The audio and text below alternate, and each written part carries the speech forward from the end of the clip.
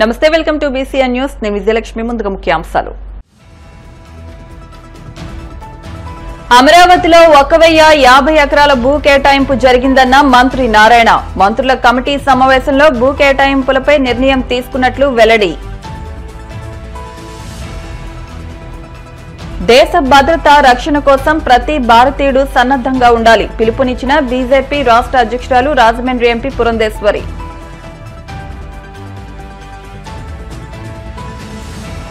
మాజీ MP TDP senior నేత సుగవాసి పాలకొండరాయుడు కన్నుమూత. భౌతిక కాయానికి పూలమాలలు వేసి నివాళులర్పించిన పలువురు మంత్రులు.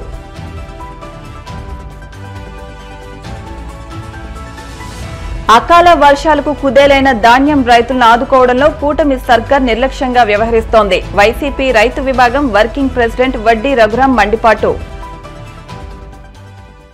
అమరావతిలో ఇప్పటి వరకు 1050 ఎకరాల మేర భూ కేటాయింపులు జరిగాయని మంత్రి నారాయణ తెలిపారు. సిఆర్డీఏ 47వ సమావేశానికి ముందు మంత్రుల కమిటీ సమావేశమై భూ కేటాయింపులపై నిర్ణయం తీసుకున్నారు. ఆ నిర్ణయాలను మంత్రి నారాయణ మీడియాకు వెల్లడించారు. లా యూనివర్సిటీకి 50 ఎకరాలు, క్వాంటమ్ వ్యాలీకి 50 ఎకరాలు, బసవతారకం ఆసుపత్రికి అదనంగా మెడికల్ కాలేజీకి 6 ఎకరాలు, ఆదాయ పన్ను శాఖకు 0.78 ఎకరాలు, రెడ్ క్రాస్ సొసైటీకి 0.78 ఎకరాలు, కోస్టల్ బ్యాంకు 0.40 ఎకరాలు, ఐఆర్సీటీసీకి ఎకరం భూమిని కేటాయిస్తూ మంత్రుల కమిటీ నిర్ణయం తీసుకున్నట్లు తెలిపారు. మరోవైపు 514 కోట్లతో గెజిటెడ్ అధికారుల నివాస భవనాల నిర్మాణం చేపట్టనున్నారు. అక్కడ అదనపు మౌలిక సదుపాయాల కల్పనకు 194 కోట్లకు సిఆర్డీఏ అనుమతి ఇచ్చినట్లు మంత్రి తెలిపారు. 9 టవర్ల నాన్ గెజిటెడ్ అధికారుల నివాసాలు, మౌలిక సదుపాయాలకు 517 కోట్లతో టెండర్లకు అనుమతి ఇచ్చినట్లు చెప్పారు. 494 కోట్లతో 15 ఓవర్ హెడ్ ట్యాంక్ నిర్మాణానికి, రహదారులను జాతీయ రహదారులకు అనుసంధానం కోసం సిఆర్డీఏ అనుమతి తెలిపిందని మంత్రి నారాయణ వివరించారు. అమరావతి క్యాపిటల్ సిటీకి సంబంధించి 47వ అథారిటీ మీటింగ్ ఈరోజు జరిగింది. అంతేకాకుండా జిఓఎం గ్రూప్ ఆఫ్ మినిస్టర్స్ యొక్క మీటింగ్ కూడా జరగడం జరిగింది. అథారిటీలో ముఖ్యంగా కొన్ని వర్క్స్ కి టెండర్స్ ఏదైతే ఇచ్చారో దానికి సంబంధించి యాక్చువల్ గా ఫైనల్ అప్రూవల్ ఇచ్చారు. వాటిలో ముఖ్యంగా ఏదైతే 2014-19లో గజెట్ ఆఫీసర్స్ హౌసెస్ ఏదైతే టేకప్ చేసామో, ఏదైతే వర్క్ ఆగిపోయిందో ఆ వర్క్ కంప్లీట్ చేయడానికి 514.41 కోట్లతో టెండర్ పిలిచారు. దానికి అథారిటీ పర్మిషన్ ఇచ్చింది. గజెట్ ఆఫీసర్స్ దానికి ఎక్స్టర్నల్ ఇన్ఫ్రాస్ట్రక్చర్ దానికోసం 194.73 కోట్లతో టెండర్ పిలిచారు. దానికి కూడా అప్రూవల్ ఇవ్వడం జరిగింది. అదేవిధంగా నాన్ గెజిటెడ్ ఆఫీసర్స్ అవి 9 టవర్లు. ఆ 9 టవర్లకి 506.67 కోట్లతో టెండర్ ఇచ్చారు. దానికి కూడా యాక్చువల్ గా అప్రూవల్ ఇచ్చారు. నాన్ గెజిటెడ్ ఆఫీసర్స్ మరొక 12 టవర్లు ఉన్నాయి. వాటి ఇన్ఫ్రాస్ట్రక్చర్ ఉంది. దానికి 517.10 కోట్లతో టెండర్లు పిలిచారు. దానికి అప్రూవల్ ఇవ్వడం జరిగింది. మొత్తం మీద గెజిటెడ్, నాన్ గెజిటెడ్ తీసుకుంటే 4 ప్యాకేజీలు కలిసి 1732.31 crores 1732.31 crores తో అప్రూవల్ ఇవ్వడం జరిగింది. వాటర్ ట్రీట్మెంట్ ప్లాంట్ 190 MLDతో ఒకటి ఎస్టాబ్లిష్ చేస్తున్నారు.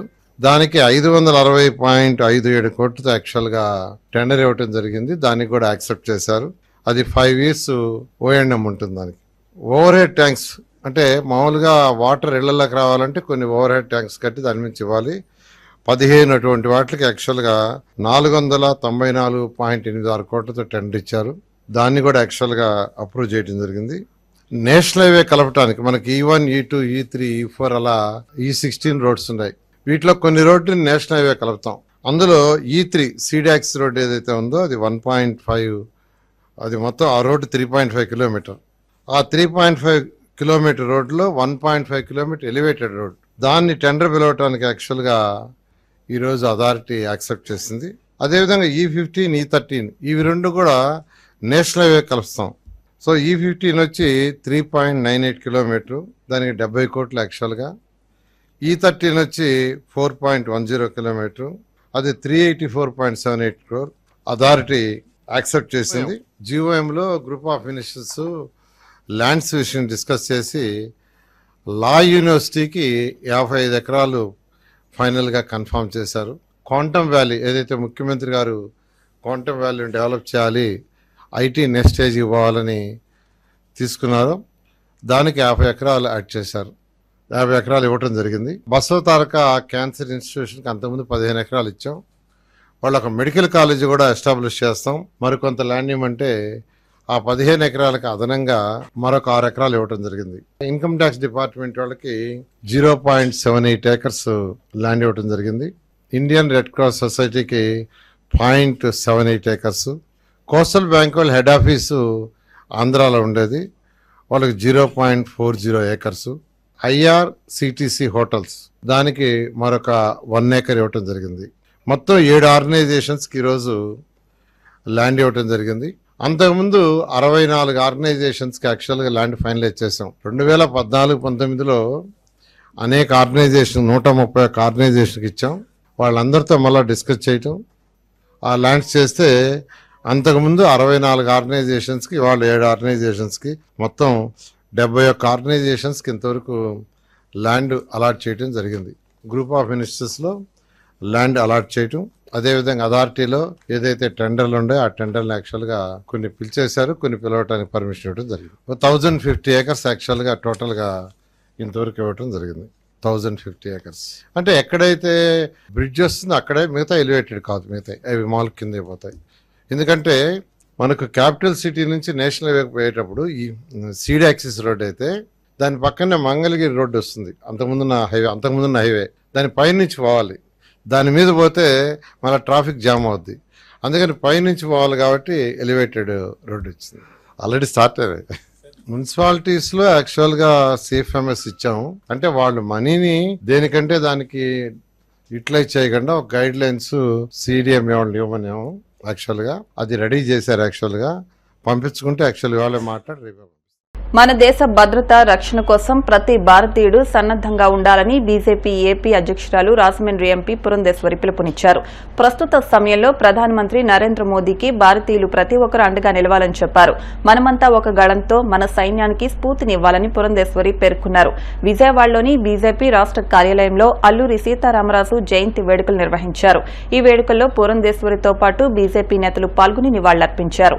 ఈ సందర్భంగా పురంధేశ్వరి మాట్లాడుతూ పాకిస్తాన్ ఉగ్రవాదుల దాడికి భారత్ ధీటైన జవాబు ఇవ్వడం ఖాయమన్నారు. 26 మంది అమాయకులైన భారత పర్యాటకులను అన్యాయంగా పాకిస్తాన్ ఉగ్రవాదులు చంపేశారని ఆవేదన వ్యక్తం చేశారు. పాకిస్తాన్లో 9 ఉగ్రవాద స్థావరాలను భారత బలగాలు ధ్వంసం చేశాయని ఆమె పేర్కొన్నారు. భారతదేశం మరియు పాకిస్తాన్ల నడుమ ఉద్రిక్త పరిస్థితులు నెలకొన్నటువంటి సందర్భంలో దేశవ్యాప్తంగా దేశ ప్రజల్ని అప్రమత్తం మరియు సమాయత్తం చేయడానికి కేంద్ర హోం మంత్రిత్వ శాఖ దేశవ్యాప్తంగా డిఫెన్స్ మాక్ డ్రిల్స్ నిర్వహించడానికి నిర్ణయం చేయడం జరిగింది.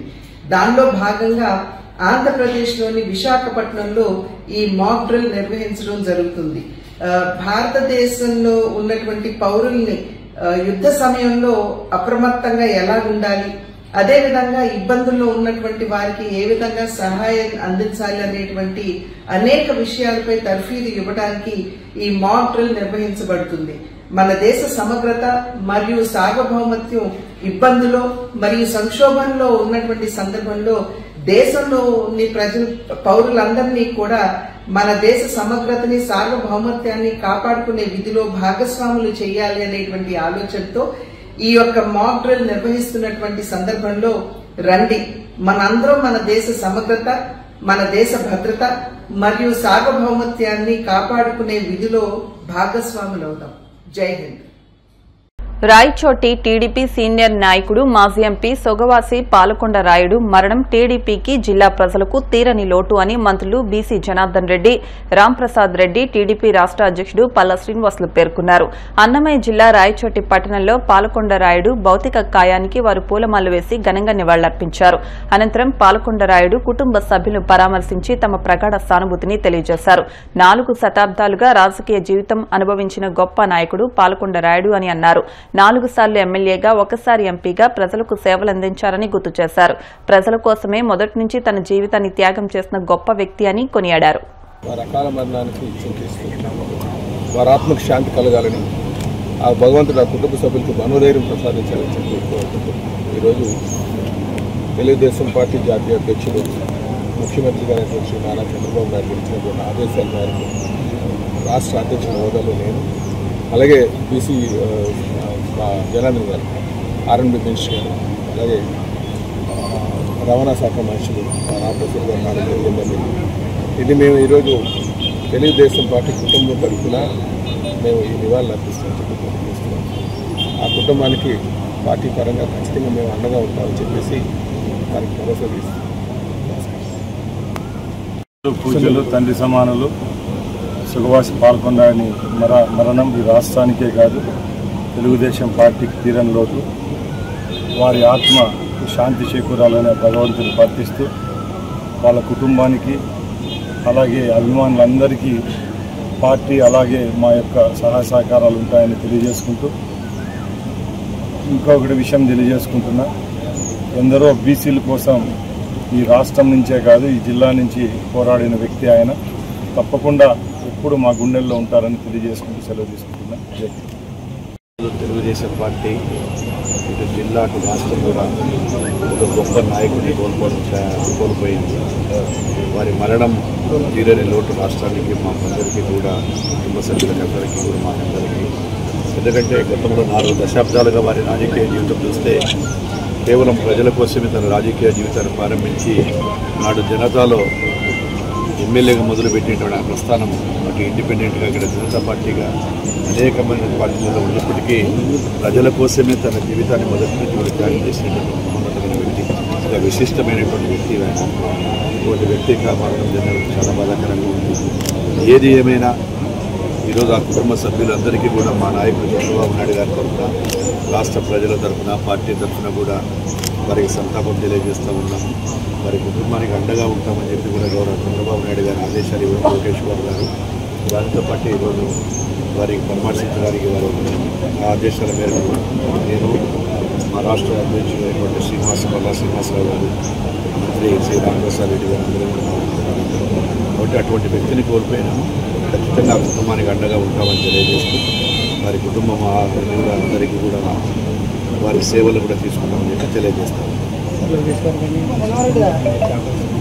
వారు లేదు ఇక్కడ ఇప్పటికైతే, అందుకే వారి తరఫున ఇప్పుడు కాసేపు ప్రకటనలో